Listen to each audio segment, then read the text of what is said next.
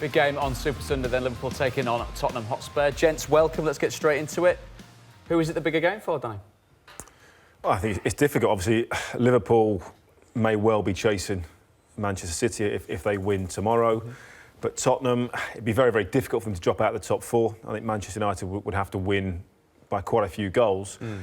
But do they need another defeat? Would that be 4 in 5 going into their new stadium? You know, Palace is then a massive game for them. They'll raise their game. And Tottenham might have that issue with the new stadium, that everyone goes there like they did with Wembley. Oh, it's new for them as well. So it's huge for both. You know, Liverpool have to try and keep pace with City, but Spurs cannot afford to drop out of the top four. And the advantage, perhaps, Tomo, that Spurs haven't won in the league at Anfield since 2011. Will that play on the Spurs players' minds? Absolutely not. You played the game, everybody brings up these stats and everything. My dear friend... I was quite happy with that stat. My dear friend Jeff Stelling will be telling me this tomorrow and I'll say, shut up. It is what happens. But as players, you go out there and you can look back. I find it amazing that people say, oh, they haven't won there since 1963. Some of the teams haven't played there since 1963. And you go, why is such a stat? It's not going to affect anybody. So no is the answer. I think you'll go there. I've witnessed Spurs come to Anfield, absolutely played terrific. And it's like when teams used to go to Old Trafford, when United were in their pomp, and we haven't won at Old Trafford for 6 or 7 seasons. No, because not for any other reason that United were just better than everybody else. Yeah. Absolutely. It wasn't a psychological thing. They just had better players, and they were the better team. And that's probably Liverpool had a better team than Spurs over that time. See, you look at it, you ask the question, is it bigger for Liverpool? Title chance for 29 years, absolutely huge. 2 points ahead, obviously, the game in hand for Manchester City. But that importance that it brings to Spurs to just get out of this little bit of a bad run, they're a fantastic team. They're a great team. They are absolutely, they can play on the day, they can beat anybody. I would say, can Liverpool get away with finishing second in the league behind City? They probably can, because there's still a little bit of progression. If Spurs were to drop out of the top four, going into the new stadium, it's not disaster, but no Champions League football there next season would be absolutely massive disappointment. There's issues with all of those teams who are looking to play Champions League football for whatever reasons. Chelsea, Manchester United, Arsenal. There's all big things, Emery, for next season. But for Spurs, and that stadium looks absolutely incredible. Absolutely incredible. Over 62,000. They keep on telling us they need to fill it with Champions League football, and that brings its own little bit of pressure to them. And is it now, after this final international break, it's that laser-guided focus that Liverpool need to make sure that they end the season at the very top? Absolutely. On a high, you need to do it. You look at the games that they've got. This one's big. People have looked at the Tottenham game and the Chelsea game, the two big games that they've got against the Big Six teams.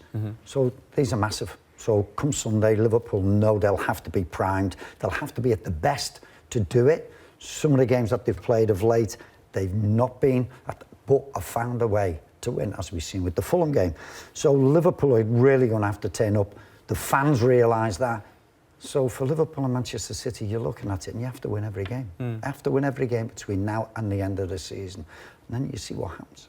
Is that what we've seen, perhaps, especially at such an important part of the season, as Thomas says, about perhaps the Fulham game, where Liverpool have developed a way of winning ugly? I mean, they're a wonderful, expansive team out at the very, very best. That's where Liverpool are different from last season. You know, last season they were incredible to watch. The front three especially were almost unplayable at times, and they were outstanding. It was just brilliant football every single week, 3-2, whatever it was going to be. This year they've gone, no, OK, let's bit more solid. Defensively sound at times. You know, Van Dijk has been absolutely superb. It's been a real revelation. You know, the way that it's his presence and everything else that he's offered, you know, to the back four and the rest of the team. But they've now got an ability to grind out results. Last year, Liverpool had to play brilliantly and score loads of goals to win games. Now they can dig in and they can get a scrappy 1-0, and that's what's brought them a lot closer to Manchester City and could possibly top them. Before Van Dijk game, you were literally, we as Liverpool fans, you had to score 3 goals to make sure you were winning. The team, didn't you? Massively. Without, you know, score 3 goals to guarantee you winning a match. It's not like that now. You feel a little bit more comfortable. 1-0, it was like, but having said that, you always want that little bit of a leeway. You need a second goal to feel comfortable, because you've seen the way that it went in the second half against Fulham. Fulham came out, and yes, they might be sort of getting buried the way they say, but they're still a good side. You know, in this day and age, anyone can score a spectacular goal. Absolutely. Anyone can make a mistake, free kicks, all those sorts of things. While it's 1-0 and the other team's still in the game, doesn't half get nervous that last 15 minutes. Coming towards the end of the season now. Teams are like that. When the teams, particularly in the bottom half, if you can get 2 goals, you can see the confidence drain out of them straight away, and it can be 4 or 5. We've seen City do it. Literally take teams apart because they just fall apart. And but as with every team in the Premier League, it doesn't matter whether you're Huddersfield or Fulham, if they're just 1 goal, that last 10 minutes can make it very, very nervous. You talk about perhaps how well they've done defensively, but attack-wise, the 2 potential teams that are going up against each other on Sunday, I mean, we've got 2 very prolific sets of players here, haven't we, for either side? Yeah, it is, and you're looking at that. Mo Salah, what is it, seven games that he's not scored in now. But Sadio Mane's come to the party. He is scoring the goals. He's the one. And you see, they were saying Mo Salah going for the golden boot. All of a sudden, Sadio Mane has got 17 goals as well. And that for Roberto Firmino, centre forward, you're saying, but you look at the amount of goals that they've scored. It is absolutely fantastic. You look at Spurs, maybe not as many from Christian Eriksen as you might think, but Son has come. It's maybe the problem for Spurs, I think there's only Harry Kane scored in the last 4 or 5 games. I think there's only Harry Kane who scored a goal. So when we look at that, is that the difference between looking at a team going for the title and a team looking to consolidate the top 4? Because you've got 3 players there in double figures, 2 at 17, 1 at 11 for Liverpool. Unless you've got a striker that's scoring 30 goals, you know, you've then got to have midfield. You've got to have 3 or 4 in double figures. You know, and even when you look back in the day, when Chelsea were winning it, you know, John Terry was scoring 6 or 7, sometimes 10. You know, Frank Lampard from midfield was scoring loads. Drogba was scoring loads. All those, Ivanovic would get 5 or 6 or 6, almost guaranteed from set pieces. They were all contributing. Not really seen that at Tottenham. You know, they are so reliant on Harry Kane. Son has stepped up. I think Son has been excellent this season. I think he's a phenomenal player, but he's a secondary striker. You know, he's not going to get you 20, 25 goals a season. So, Tottenham is a bit all in eggs in one basket. It's all about Harry Kane. Yes, they will get a few goals from other positions, but not enough to really challenge for the title. When you look at Man City, they've got goals all over the pitch. You know, Sane, Sterling, Aguero, Jesus can come on. Silva, Bernardo Silva now scoring they've got goals. They've got goals. De Bruyne, although he's missed a lot of games through injury, they've got 10 goals in 5 or 6 positions potentially, and that's the difference between winning or nearly winning and 3rd and 4th. That is probably the only area where you think we have to step up, is our midfield. Wijnaldum, Henderson, whether it's Milner or Keita, we need more goals from those areas, because traditionally you have the goals from midfield, they'll see you towards the title, goal scoring wise. We don't get them, but fortunately enough, as we just seen in that graphic there, is that you've got 3 players who play up front who are all getting near the 20 goals mark. I mean, subconsciously, when you're talking about those players, I mean, if you've got those 3 sat in front of you that are so prolific, is there a tendency perhaps just to let them get on with the business of scoring the goals, do you think? I think there's a possibility to that, and I think Jurgen Klopp chooses his games, whether to play Lallana, whether to play Shaqiri. And Shaqiri's had a little bit of a niggle, because us as Liverpool was thinking, well, why Shaqiri not sort of come and played in certain games when you don't really need 3 like holding midfield players. Bring Shaqiri in, but Lallana's come. Lallana's had a couple of absolutely terrific games. Obviously been injured a lot, so you've got to nurse him through probably to look towards the end of the season. But he has that ability to get between the lines, maybe get those goals. Shaqiri's the same. They need to step up a little bit more and score sort of goals. Obviously, they've got assists in them anyway, but those 3 players, you know, you look at every game, they have chances. Mo Salah has not scored in 7 games, but the number of chances that he keeps getting, he just needs 1, and then I think they'll start to roll again. Is it the vital part of what Thomas was saying, Danny, that the timing element of it, if Salah's not firing on all cylinders, Mane steps up, not exactly stepping from the shadows, because we know what a hell of a player he is. But also, Mo Salah was so good last season.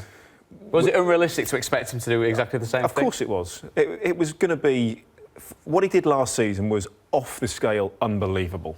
You know, it was never going to happen again.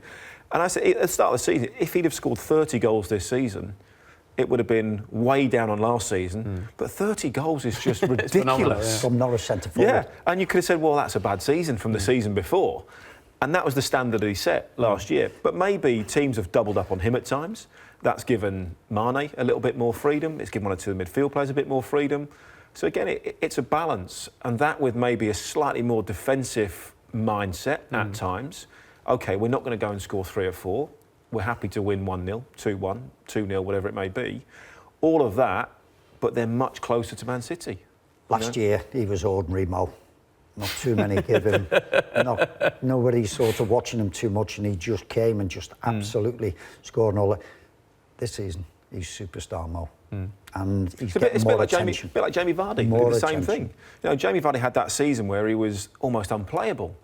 The season after, he was exactly the same player, but everybody else took a little bit more attention. Everybody was dropping off 5 yards because they knew they'd win it, and the ball's going over the top. And that's why when we talked about Harry Kane back in the day, is it when he had that first season, is it a one-season wonder?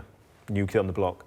And then he did it again, and then again. And OK, he's sort of clearly proved that he's the real deal.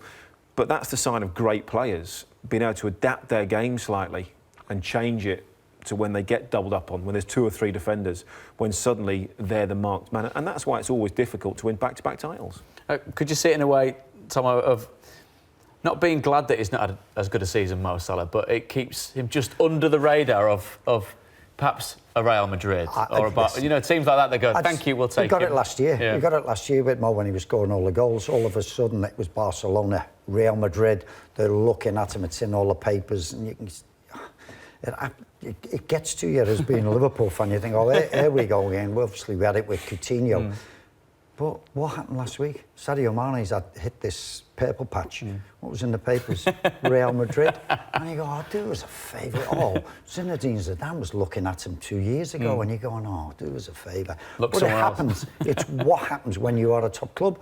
People will be looking at it. Somebody was discussing the other day, Raheem Sterling. That's who Real Madrid should be going at. Well, how many times have we had Harry Kane? Sterling and not Eden Hazard. That's the one you're going. Harry Kane's been linked to Real Madrid, to Manchester United. How many times? You know, top players are always going to attract attention, and journalists, agents are always going to fan the flames of those players. Absolutely, it makes good copy.